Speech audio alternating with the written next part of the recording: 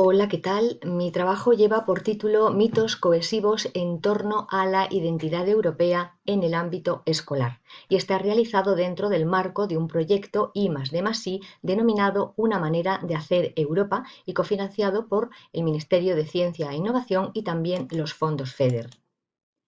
En cuanto a los referentes teóricos en los que baso mi investigación, pues aparecen los referidos al proyecto europeo como concepto fundamental, la identidad europea y luego la intervención en el ámbito formal de la educación. He analizado, por tanto, el impacto de una experiencia educativa formal compartida en torno a los símbolos europeos por diversos escolares de diferentes centros de la ciudad de Melilla. Mis apoyos teóricos son Fernand Sáez, cuando hace un análisis de Europa como construcción original, innovación política útil que confiere seguridad, protección social y crecimiento a su ciudadanía. También me apoyo en Hoffel cuando habla de la construcción de moradas con necesidad de crear una identidad para la integración política y social. Paradés es un punto de referencia en cuanto habla de la identidad europea como una identidad de carácter utilitario, mientras que la identidad nacional de cada uno de los Estados miembros es de dimensión cultural y por tanto resultan compatibles. Por otra parte, Carmelo Lisón habla de los símbolos europeos como capaces de provocar respuestas positivas en la ciudadanía. Todo esto lo iremos viendo en la investigación que he realizado en los centros. Y por último, me interesa muy especialmente el concepto de Europa como entidad que propone una identidad de proyecto en la que la educación tiene un papel muy relevante. Los objetivos que me propongo para la investigación respondían a varias preguntas. En primer lugar, me planteé, ¿ha logrado la educación escolar crear un mito cohesivo en torno al proyecto europeo? En ese caso, ¿es útil o funcional esta idea, aprendida y pactada, más allá, naturalmente, de asegurar la legitimidad de la Unión Europea? Y la tercera pregunta fue, ¿cómo se vive este proyecto de construcción de identidad común en un espacio fronterizo como es la ciudad de Melilla en el norte de África, ciudad plurilingüe, pluriétnica y pluricultural, donde cada una de estas comunidades culturales posee una memoria propia? De manera que he tratado de analizar el impacto del concurso Euroescola. Vamos a ver, para responder a estas preguntas, qué implicaciones metodológicas tuvo la propuesta. En primer lugar, tuve que revisar los antecedentes documentales, porque el concurso está habilitado desde 1994 y algunos de los centros concursantes han sido ganadores también en otras ediciones. Pero me centré en 3 años. 2016, en el Instituto Leopoldo Queipo, ganador con su equipo Europandi con el lema 30 aniversario de la Unión Europea. En 2017, el Colegio Buen Consejo con su equipo Tipotín y el lema 60 aniversario Tratados de Roma. Y en 2018, el IES Rusadir con su equipo Terremoto y con el lema Nuestro patrimonio pasado y futuro.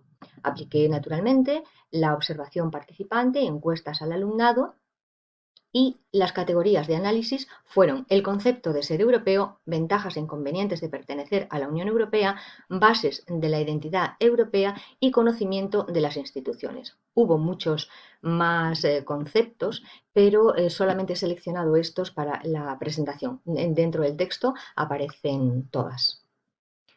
Veamos ahora la muestra con la que estudié. En el primer año fueron 70 estudiantes de cuarto curso de la ESO, 50% musulmanes, 32 cristianos católicos, un 4% de cristianos evangélicos, un 6% de ateos y agnósticos, tal como se declaraban, y un 8% no contestaron a las encuestas. En 2017 fueron 30 estudiantes de cuarto curso los que colaboraron con el estudio, 90% cristianos católicos y 10% musulmanes. En este caso se trataba de un colegio concertado, el Buen Consejo. Y ya en 2018 participan 35 estudiantes de cuarto curso de la ESO, el 95% son musulmanes y el 5% no contestaron a las encuestas. Entrevisté también al profesorado implicado en la experiencia y realicé un análisis intenso de muchas de las producciones de estos escolares de cara al concurso. Por ejemplo, blogs, teatro, videoclips, etcétera.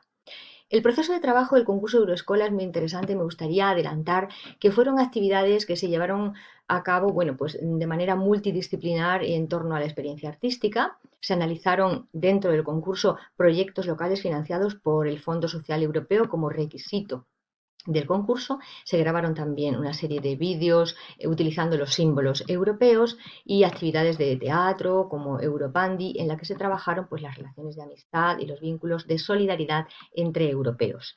¿Cuáles fueron las claves metodológicas del concurso? Pues me interesa destacar que hubo una serie de negociaciones entre los estudiantes para llegar a consensos necesarios sobre el concepto de identidad europea. Se plantearon cuestiones como dónde situar a Melilla en Europa, cómo es su ciudad desde la perspectiva sociocultural y qué tiene que aportar a Europa, qué derechos fundamentales defiende la Unión Europea y que les repercuten en su vida cotidiana, cómo mantener y valorar el patrimonio cultural de los países miembros. Y en cuanto a las evidencias y resultados que me gustaría destacar, entre otros muchos, fueron su vinculación a Europa, porque es muy elevada. En un 95% de escolares católicos se sienten muy vinculados a Europa, un 50% de escolares musulmanes. El significado de ser europeo, por ejemplo, para los chicos y chicas musulmanes, significa la posibilidad de tener una libre circulación y disfrutar de servicios de calidad, mientras que para los católicos se trata de pertenecer a una gran comunidad con recursos, derechos y oportunidades. Cuando hablamos del grado de acuerdo con las bases propuestas de la identidad europea, entre los musulmanes y los católicos hay algunas similitudes, pero las diferencias fueron fundamentales. Para los musulmanes los derechos y los deberes comunes son fundamentales, también que es una sociedad plurilingüe y multicultural, la europea, y que tienen derecho a desplazarse y residir libremente. Los católicos, además de esta sociedad multicultural, destacan el uso de una moneda común y un sistema de protección social común. Respecto a las ventajas e inconvenientes de pertenecer a la Unión Europea, también hubo muchas coincidencias, pero algunas diferencias, entre las cuales destaco derechos y libertades como ventaja para los musulmanes, avances tecnológicos y científicos como ventaja para los católicos. La presión migratoria sobre la frontera la destacan como inconveniente los musulmanes, mientras los católicos destacan como inconveniente los problemas internos de defensa. Y luego, pues, resalto algunas peticiones que le hicieron al Parlamento Europeo. Ambos requieren más empleo, los musulmanes específicamente más becas y más empatía con los refugiados, mientras que los católicos demandan pues, políticos eficientes, menos corrupción y el fomento del español en la Unión Europea. Aquí es una muestra de una de las producciones del alumnado cuando la pertenencia de España comenzó en el 30 aniversario y bueno, así una serie de conversaciones en torno a la importancia que tuvo la integración de España en la Unión Europea. ¿Cuáles fueron los resultados principales, es decir, el impacto de esta experiencia? Bien, pues para los musulmanes se ha visto que valoran en primer lugar siempre ser españoles, en segundo lugar ya ser europeos y respecto a la Unión pues destacan como hemos visto la libertad de movimiento y los servicios como la educación y la sanidad. Los católicos valoran la protección ante un hipotético conflicto y los orígenes históricos de Europa como base identitaria. En el caso de los evangélicos, valoran el hermanamiento y los lazos entre culturas. En diapositivas anteriores no he hablado de evangélicos, pues son una minoría escolarizada en los centros ganadores del concurso y por tanto aparecen aquí y luego también en el texto mucho más desarrollado. Respecto a los escolares judíos no hago ninguna alusión porque se escolarizan en centros específicos durante la primaria en el centro David Melul, que es judío, y también luego van todos al mismo centro, Instituto de Educación Secundaria Miguel Fernández, pero este centro no ha sido ganador nunca del concurso Euroescola. ¿Importantes repercusiones? Bueno, pues que los dos centros públicos desde el curso 19-20 hasta la actualidad forman parte de la red de escuelas embajadoras del Parlamento Europeo y participan muy activamente. También se destaca el uso intensivo de Eurodesk y cualquier otro recurso y servicio europeo y que la juventud escolarizada pues se siente europea según sus testimonios y sus declaraciones, por tanto reflejan una identidad significativa e inclusiva para sus vidas. En la actualidad siguen trabajando en estos centros por la construcción de una identidad europea. Entre las conclusiones, pues me gustaría destacar que la identidad europea es una identidad funcional y valiosa para los jóvenes escolares melillenses que conviven en la ciudad, que constituye un elemento cohesivo que viene a facilitar la convivencia y la tolerancia.